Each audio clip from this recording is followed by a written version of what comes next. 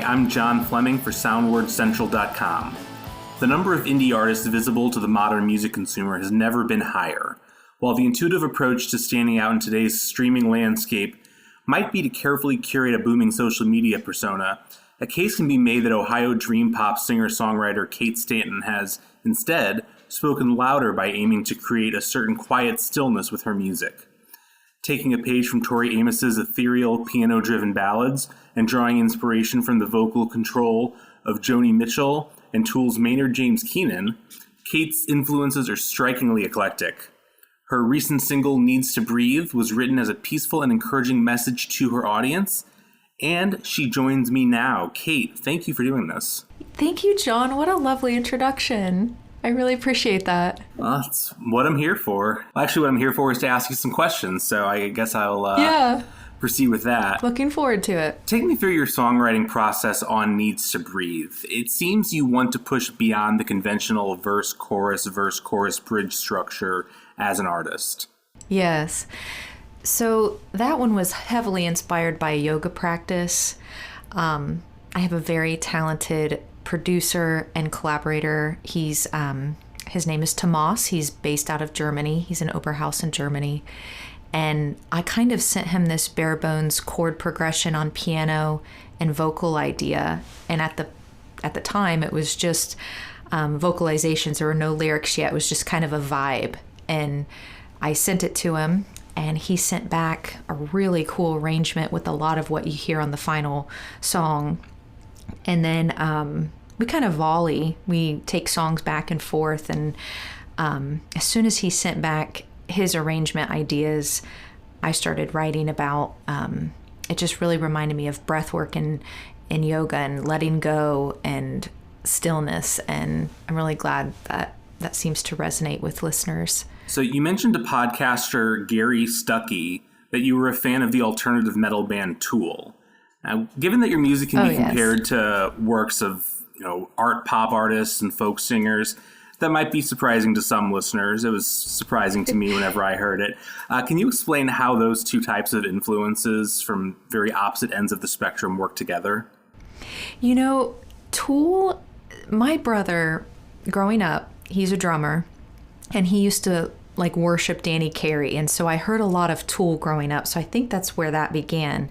But when you read Tool's lyrics and you listen to isolated vocals by Maynard, his vocal power is actually pretty vulnerable. He's got really good control. His lyrics are super thoughtful, especially in the other bands he's done, like A Perfect Circle, where he's more melodic with his voice. But yeah, I was very influenced by Tool. I couldn't believe what he could do with his voice, and the combination of just all their musicality. The drums are amazing, the bass player's amazing, the guitarist, and then they do their own artwork, even though it's maybe not a style I would be into. I just was very inspired by people that kind of brought something different. Each of them brought something different to the table.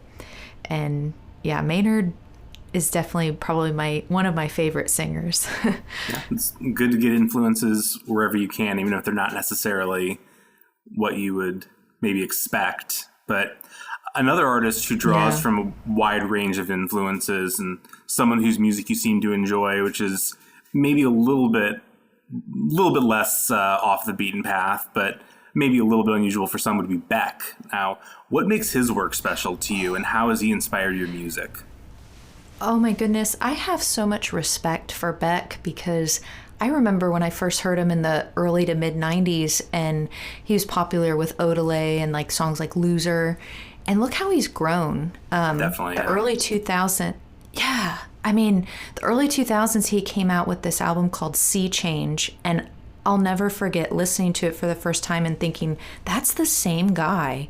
And he had these epic string arrangements, which I later read was his father actually arranging those, singing about heartbreak, really cool chord progressions.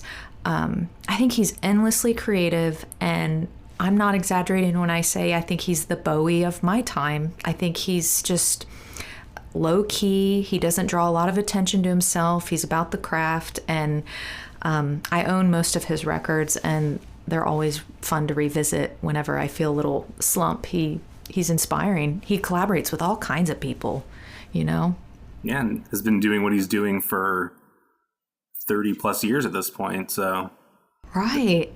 definitely an inspiration from a narrative perspective, even if not from a musical perspective. Not that the music doesn't merit Absolutely. a lot of attention as well. So you're a solo artist who really likes to work with others and connect with people. How do you build that bridge between personal reflection in your songwriting with sharing your thoughts with listeners and collaborators? Because I've always believed that more brains are better than one, and everybody has their own unique skill set. And it's really cool when you send an idea to someone and they get back to you and they're like, but this is how I hear it. And there's some part of you that can recognize that hasn't been awakened yet. And that's really what collaborative work, I think, does, is it lets you see a side of yourself that only another person could awaken. So any collaborator I've had has done that, and I've really resonated with their ideas, and we've kind of inspired each other back and forth. So that's one of the reasons I really enjoy that. So do you feel then that having a collaborator can help you kind of think through your own thought processes and maybe bring things out of yourself that you didn't realize were even there? I absolutely think that, especially when it comes to maybe more technical stuff with production, mixing, mastering.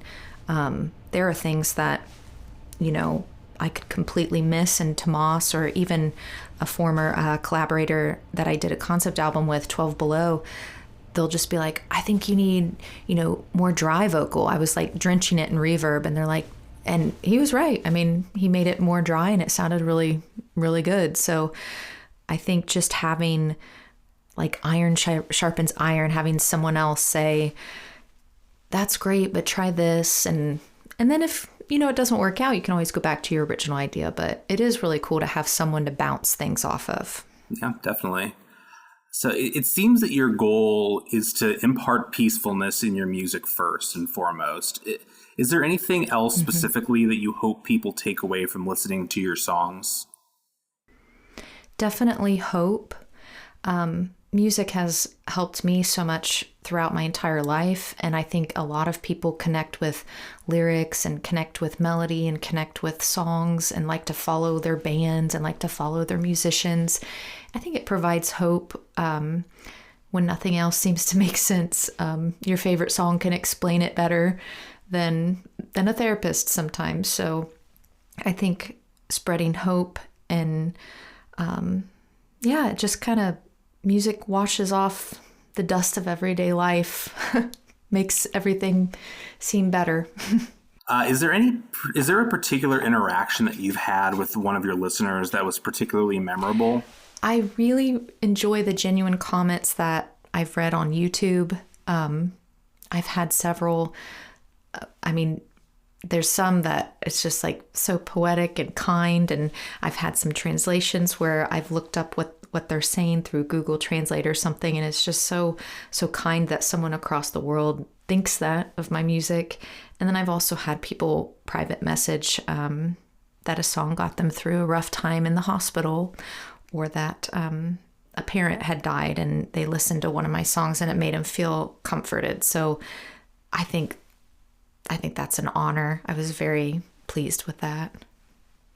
And you mentioned having to translate some of the comments through Google Translate. Do you find that because there's so much of a, for lack of a better term, kind of a vibe to your music, that it maybe translates beyond just like the English language more than one might think? I love that. I sure hope so. I hope it speaks to the heart. And the one comment in particular was in Greek, and he said something, to paraphrase, it was like, your song speaks to the universe or something. I know it sounds grandiose, but it was just like so lovely and poetic, and I was very moved by it. So yeah, I think so.